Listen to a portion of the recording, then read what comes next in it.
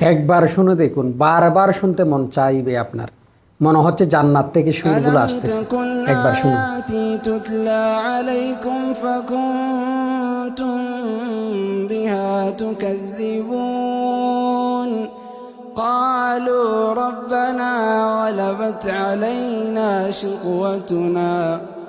قالوا ربنا غلبت علينا شقوتنا وكنا قوما ضالين ربنا أخرجنا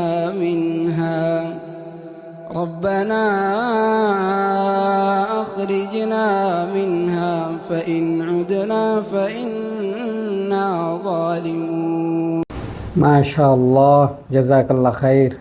এত সুন্দর কণ্ঠ। আসলে আল্লাহর কুরআন আয়াত যত শুনবেন তত ঈমান বাড়বে। ওয়াইজা তুলিয়াত আলাইহিম আয়াতুহু যাদাতু ঈমানা, আল্লাহ ঈমান বাড়িয়ে দিবেন।